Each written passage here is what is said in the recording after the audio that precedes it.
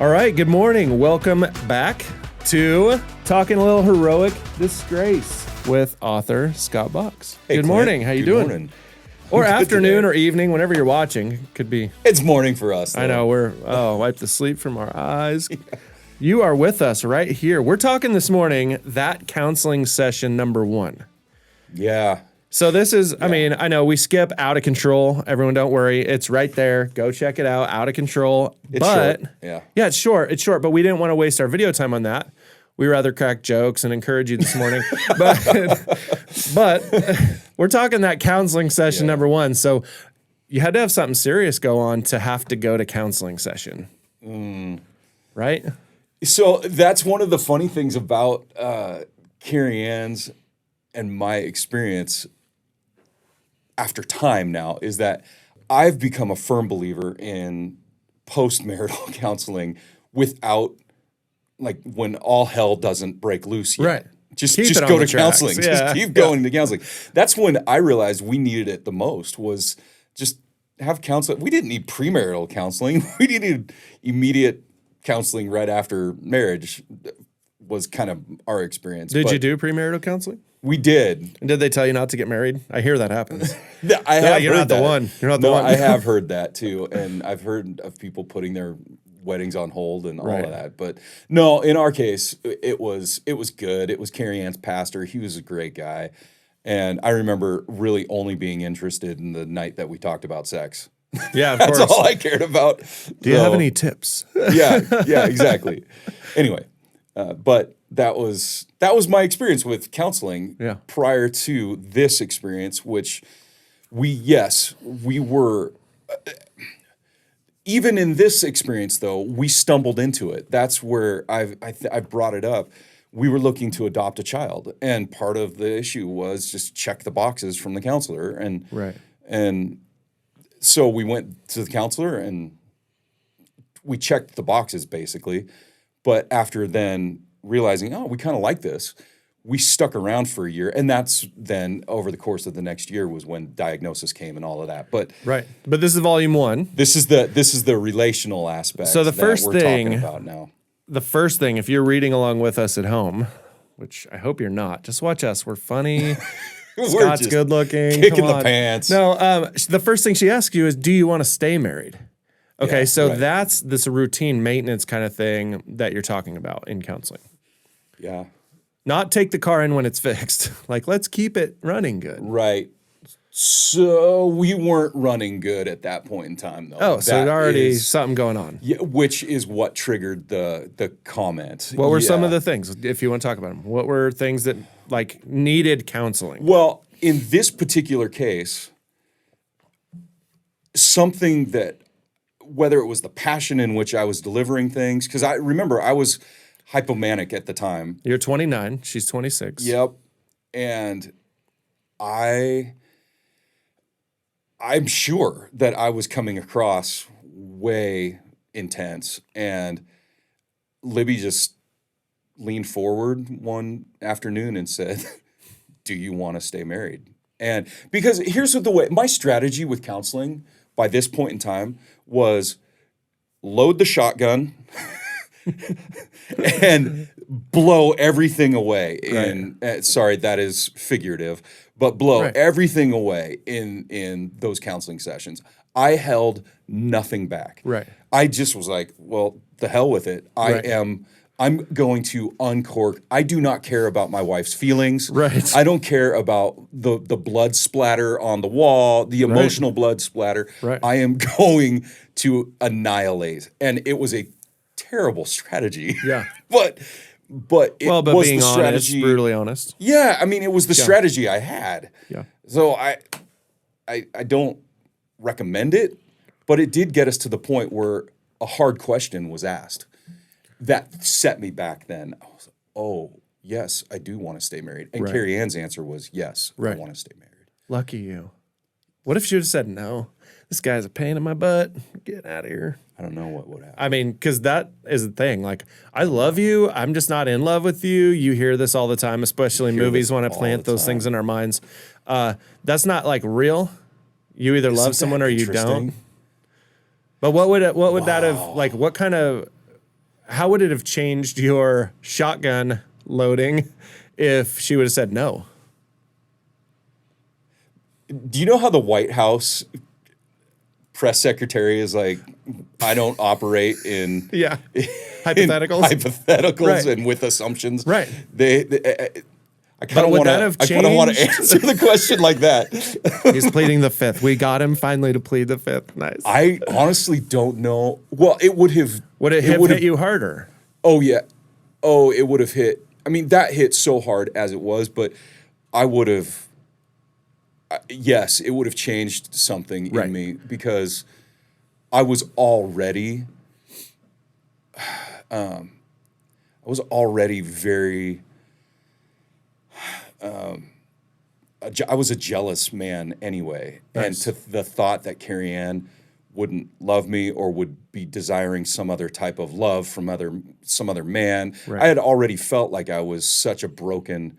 Why did she marry? Why didn't she marry some less broken guy? And you keep saying this. I mean, through the book, what I've been seeing is that your biggest thought is letting down her expectations. Yeah, the expectations I had to meet her expectations. Yeah, I know. Whatever that was, but it was a good face. See that face? Yeah, I mean, that sucks, but really, I mean, I have a different take on this in my marriage. Yeah. I am who I am, and I have to work on who I am every day. Okay, so for me, I don't think, hey, I'm letting my wife down. I think I can be better. Right. Okay. So I don't think about you're a much more confident man than me. I mean, but this is the thing. I mean, it's something that I don't know if I'm doing it right. It's just my take on hey, if I'm supposed to be a leader and I'm supposed to be in control. Right. Okay. And I mean, in a self-control way, I'm not controlling my wife. I'm just saying if I'm controlling my family to do a certain thing and go a certain path, especially right now during a possible move and all this. Yes. I have to realize in every argument, if I'm battling to be right, I'm wrong. I shouldn't be battling to be right. Okay, I should be battling to open the conversation. I should be battling to see your perspective. If we're arguing about something, I should be battling to understand where you're coming from. I get it. So if I'm trying to prove that I'm right, oh, that's wise, Clint. It's the wrong thing to be doing for me. Okay, for me, and that's where I've come to. Okay. And hey, I can speak from experience. Had an argument yesterday. Had not an argument, a discussion, a conversation where I have not been doing it right. And I have to make adjustments in, number one, how I talk to my wife, how I understand my wife, how kind I am to my wife. Good for you guys. Okay, which is hard, right? Yeah. But you were in the same boat, but you were kind of more or less fearing what she would think instead of saying, I can change me, right? Does that make sense? Well, and I'll tell you, from what I understand with Kariann, that was actually unattractive to her. Right. As caring about what she thinks more than being who you're going to be. Just be the dude. Right. I think that absolutely was unattractive to her. And I've learned that now. Right. So that was a great lesson for me as a man to realize, oh man, for at least my wife, and it sounds like your wife, there is an attraction aspect to actually being the dude that you acted like being earlier. Yeah, I mean, 22, 23, ago. I mean, we were different guys. I mean, we were nothing stops you. Take on the freaking world. Yeah, nothing's stopping me. And the girl's like, oh, I like that guy because he's so confident. And as we get married and women at some level break down their husband's confidences, this happens daily. So women, talking to you as well, you can't break down your husband's confidences by challenging his every decision, right? Because that was the guy you fell in love with. That's so, oh man, the dynamics there are really crazy. At 50 years old, and my wife has said this, she's point blank range said this to me, I want you to act like you did when you were 22. And I'm like, man, oh man, okay, because I was a real jerk then, okay? But that had some appeal to it because I was so confident. In my adulthood and in having kids and in doing all the things, we get broken down at some level in our confidence. I just now live more or less not wanting to make a mistake instead of jumping off in the cliff saying it'll work out. You know what I mean? It's all going to be fine. Let's go. Now I'm like, well, we need to be cautious and think about these things. And I think, like you're saying, that's what a woman is not attracted to, right? So this is a team thing. And Yeah, you right. guys, you'd say right here that at 26 for her and 29 for you, that the counselor, you know, you guys were talking, you said, we're pretty young. We're pretty young and we want to grow up together. Yeah. You know, what's your thought on that? That how do you grow together without changing each other, but building into each other? One, what's attractive? Yeah. Because that's important to keep a marriage together. Yeah. And two, okay, my questions for you in this, in growing old together. Right. How do you stay attractive to each other and not become too adulty or parents or whatever, you know? And how do you grow up and become mature but still have that fire, you know? Kariann and I made the commitment to early on. We knew that, and I think this was a mature decision or a mature ideal to grow up and grow old together. Absolutely. We did that. I think that there was maturity behind that. But when you're faced with reality of life decisions, day in and day out decisions that start to, in my case, you look at some of the other practical things like eating poorly and my weight started to get high and you're like, oh, well, maybe I'm not physically attractive either. So it's not just what's happening here and the relational stuff. It's also something much more, you'd think superficial, but maybe not. You know, maybe that's not as superficial a thing. Maybe it really does matter because then, I mean, as we know, you start kicking out the legs of the stool. If your body's messed up, then your spirit and your mind, it all kind of goes together. You kick out a leg, the stool falls over. Right. And so growing up and growing old together becomes more difficult in those situations.